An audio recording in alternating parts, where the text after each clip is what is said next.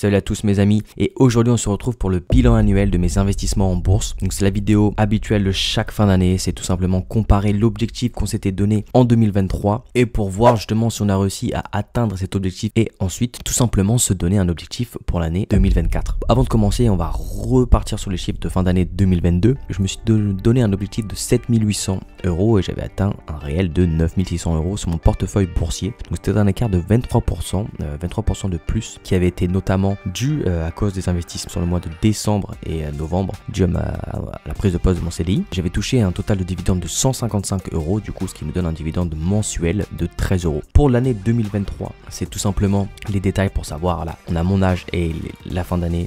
Par rapport à ce que je vais investir par mois, à combien il devrait être mon portefeuille et le dividende net que je toucherai à chaque fin d'année. Donc on s'était fixé comme objectif, je m'étais fixé comme objectif pour la fin d'année 2023 d'atterrir à 22 433 €, roulement de tambour, talalala. Et du coup pour cette année 2023, là mon portefeuille a été évalué à 25 200 €, ce qui nous fait tout simplement un objectif validé, réussi, ce qui nous donne un écart de 12%, donc encore positif. Cet écart, il est drivé comment? Alors si on retourne sur ce graphique, on s'était dit que j'allais atteindre cette valeur en investissant 12 000 € par an. J'ai finalement investi 14 000 € cette année, donc 2 000 € de plus, donc ce qui aurait dû nous donner un objectif plutôt de 24 400. Donc j'aurais quand même battu l'objectif. L'année 2023 pour la bourse est excellent. Du coup les performances ont été supérieures aux 8,5% que je me suis attribué pour faire mes calculs. Donc voilà, concernant les dividendes touchés, on est à 386 € touchés annuellement, donc ce qui me donne 32 € par mois. Donc c'est pas net mais c'est pas brut parce qu'il y a déjà les 15% de prix, par exemple sur mes actions américaines, je suis déjà prélevé 15%, donc il faudrait rajouter à peu près 15%, donc il faudrait retirer un petit peu, donc c'est pas des dividendes nets, mais en tout cas il faut savoir que les dividendes calculés ici et ici sont calculés de la même façon, donc on peut comparer les résultats et là on peut voir encore que mes dividendes ont plus que doublé, presque triplé. Donc voilà. Donc maintenant, pour ceux qui ne me connaissent pas, je vais aussi me présenter ma stratégie d'investissement. Comment j'ai réussi à battre à chaque fois mes objectifs? Tout simplement, c'est de sélectionner des actions qui sont en croissance d'année en année. L'objectif, c'est que leur croissance soit meilleure que le SP500. Une action qui verse un dividende, parce que tout simplement, j'achète uniquement des dividendes, des actions à dividendes. Des dividendes qui sont en augmentation d'année en année. L'objectif est de targeter les actions qui augmentent leurs dividendes de plus de 10% par année. Et tout simplement, qui est très important, le dernier point, de réinvestir 100% de mes dividendes. Donc maintenant on va retourner sur le tableau général. Moi, je vais pas vous le cacher, pour 2024 l'objectif est de 40 000 €. Donc ça serait vraiment encore une belle progression, on peut voir. Donc bien sûr par rapport au nombre qui est ici, j'ai actualisé combien d'argent j'ai sur mon portefeuille à la fin d'année 2023. Donc c'est à peu près 15 000 € de plus. Donc on va aller tout de suite sur le 2024. Donc bien sûr, comparé à l'année dernière, j'avais prévu d'investir 1000 € par mois. Ça s'est bien passé pour ma part. Du coup, j'ai augmenté ce petit palier à 1100 € par mois, donc ce qui ferait un investissement de 13 200. Et du coup, voilà la valeur de portefeuille qui serait à 40 630 €.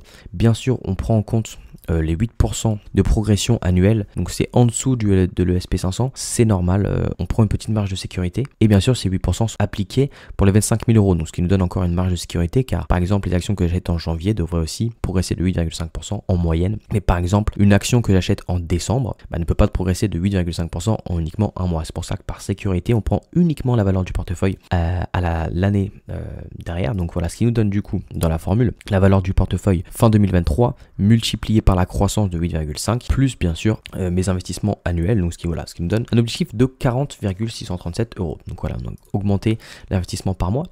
Comparé à l'année dernière 2023, j'avais prévu dès mes 26 ans, dès l'année 2025, d'investir 1500 € par mois. J'ai refait mes prévisions et cela ne me semble pas cohérent, pas possible. Du coup, j'ai réduit à tout simplement uniquement un investissement de 1200 € par mois en bourse, tout est en bourse. Quand c'est vert, c'est une augmentation du montant investi par mois, et quand c'est rouge, c'est tout simplement une diminution. Et j'ai augmenté à partir de mes 30 ans, j'espère pouvoir investir 1800 € net par mois en bourse. Donc c'est vrai que c'est assez loin pour prévoir l'avenir, mais j'espère, j'ai que 24 ans, d'ici 6 ans, avoir de plus en plus d'argent par mois pour pouvoir investir de plus en plus. Donc ça, bien sûr, ça sera lissé d'année en année, au bilan de l'année prochaine, on pourra lisser ce nombre. Donc maintenant, concernant la valeur du portefeuille, si tout se passe bien, à partir de mes 39 ans, j'aurai une rente de 1000 euros, 1100 euros par mois avec une valeur de portefeuille de 635 000 euros. Donc voilà, donc c'est vrai que pour avoir une rente, ne serait-ce, c'est une rente de 3%. Donc par rapport à l'immobilier, c'est vrai qu'on est beaucoup en dessous de ce qu'on pourrait avoir en achetant un bien, mais là on parle de bourse. Et bien sûr, dans ces 1000 euros, il y a déjà 30% d'imposition sur les dividendes touchés.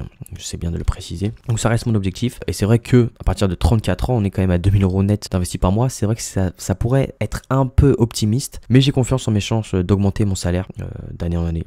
Donc je garde ça comme ça. Donc voilà, donc on peut voir aussi l'évolution du montant du portefeuille avec mon âge. Donc à partir de 40 ans, voilà, on aurait un portefeuille aux alentours de 600 000 euros. Dès 50 ans, on irait toucher presque les 2 millions. Et à 60 ans, aux alentours des 5 millions. Donc on peut voir tout simplement la courbe exponentielle des dividendes. Attention, je tiens quand même à préciser que ce modèle de calculation est très prudent, comme vous pouvez le voir dans les notes. Il ne prend pas en compte les augmentations de dividendes. Comme je vous l'ai dit auparavant, je cherche des entreprises qui augmentent leurs dividendes d'à peu près 10% par an. Dans ce modèle-là, ce n'est pas pris en compte. Et en plus, ce n'est pas pris en compte les réinvestissements des dividendes. Car oui, je réinvestis mes dividendes à 100% chaque mois. Donc voilà. Donc c'est vrai que ce sont des projections, donc cela n'est pas sûr de se réaliser, mais c'est pour ça que je traque du coup à chaque fin d'année pour voir si je réussis à réaliser mes ambitions. Pour l'instant, 2022 était positif, 2023 était positif, 2024 40 000 euros, ça serait vraiment un beau chiffre à atteindre juste à la fin de l'année 2024. Tout rond, comme 2023, j'ai atteint les 25 000 euros. Les 40 000 euros sont lancés, c'est mon objectif pour 2024. J'espère que je vais réussir. Donc voilà. Donc c'est tout pour mon bilan annuel. C'est une petite vidéo, un petit bilan. Donc si cette vidéo t'a plu, n'hésite pas à mettre un like, un commentaire, ça me soutiendrait énormément. Si tu souhaites bien sûr voir mes analyses et rentrer dans les détails quelle action j'achète, je t'invite à regarder les vidéos précédentes. Et moi sur ce, je vous dis